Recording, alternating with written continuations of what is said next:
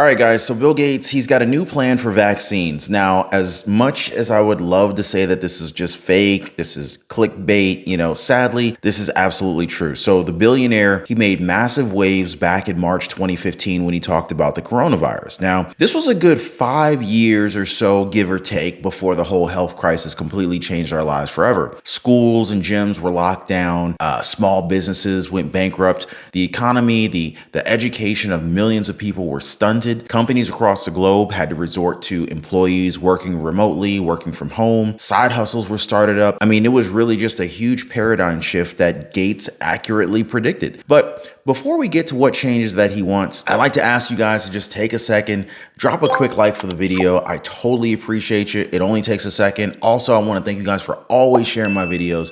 It totally helps out the channel a bunch. So anyway, but let's talk about something that he said very recently in his podcast. So on Bill Gates' podcast, he was asked what his first question would be to a time traveler from the year 2100. Now, we can make all of the jokes that we want about what he would have asked, but he did ask a very important, if not telling, question. So he asked if humans are still thriving. Bill Gates has always been the billionaire who wants to keep humanity going, or so he says. It's kind of hard to distinguish which side of the fence that he's on, especially since he's the same guy who wanted to depopulate, or he wanted depopulation to be brought to reality because we have just too many humans on this planet Earth, and it was bad for climate change. Y'all remember that, right? So anyway, he also said that the trees wouldn't help us, so planting them was utterly useless. I don't know where he really got that idea from, but whatever. So his outlook was, very much lines up with what the World Economic Forum sees in the future, also known as the WEF, right? Which is why it's not surprising to know that Bill and Melinda Gates Foundation supports the WEF, a group of unelected billionaires who just love telling people what to do,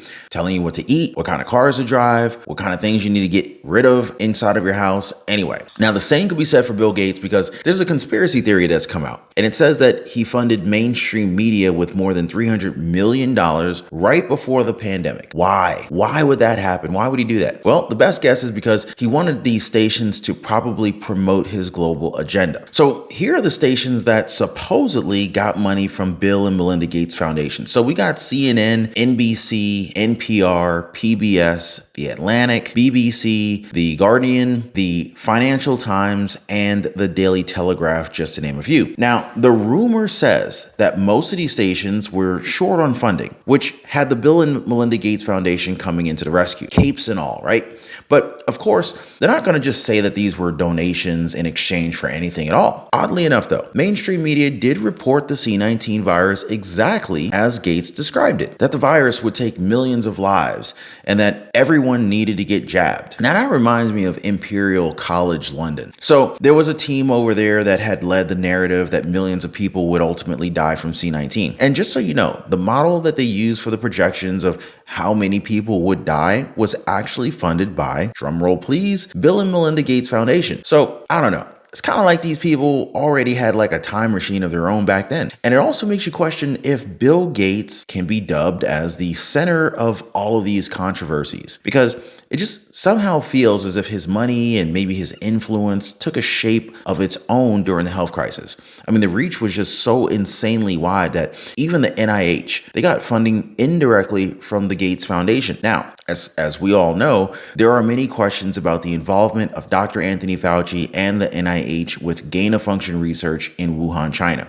which might mean that Gates may have also indirectly created this crisis that we felt these past few years, possibly. I mean, it's not impossible. I'll just say that. Either that, or maybe they just created a crisis that only they can solve. Because if we go back in time, who were the ones that we were supposed to trust during the pandemic? So, well, there was the CDC, there's also the World Health Organization, and of course the WEF, the World Economic Forum. What do these groups all have in common? Well, they've all taken money from Bill Gates at one time or another. Now, is it all a coincidence that they were the voices of the health crisis? I mean, not many analysts believe so. In fact, some say that Gates handpicked them to tell the people exactly what he wanted them to hear. But what changes are needed for the vaccine at this point? Well, Gates says that a lot has to change. Well, he says that there has to be enough for everyone, so capacity is a huge issue. He also wants lots of competition so that the prices for these jabs can be brought down. He also wants even more vaccines to be put out in the market. Now, is Bill Gates a doctor? Did he ever become a doctor? That, I don't know, maybe I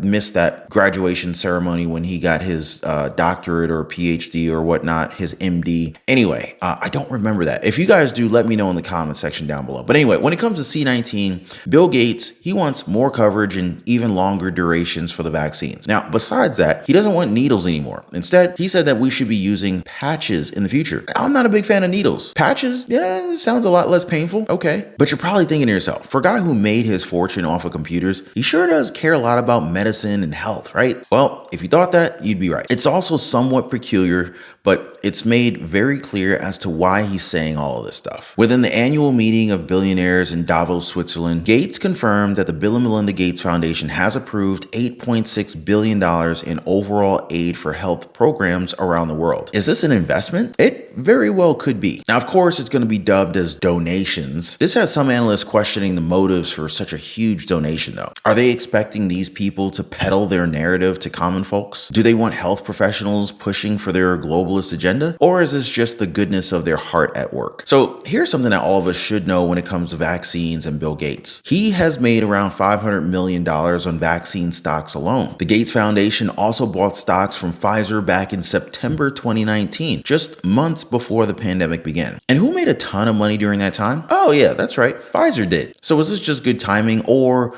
was this all part of the plan? When he sold those shares, he sold them for $300 per share, which got him a profit of around $260 million, or at least 15 times what he actually put in. Now, out of that $260 million, $242 million was untaxed because he used his foundation to buy up all these shares. Not to mention, he's also invested millions upon millions of dollars directly into big pharma. And this is why countless analysts are seeing Gates for what he is. Some are labeling him a manipulator, saying that he carefully planned all of this so he could make money as well as control the population. Now, I understand that that's a little bit far-fetched, but going by his demeanor alone, do any of you think as if he feels as if he's always right? As if he sees himself as an authoritative figure that's above everyone else? Now, I mean, we've seen it with the drastic measures that he has put in and suggested for the health crisis. The same could be said for the war on climate change. Meanwhile, he and his friends are all out, jet setting in Davos, using their private jets that emit as much CO2 as 500,000 gas-powered cars. I mean, this just speaks volumes to the hypocrisy of all these people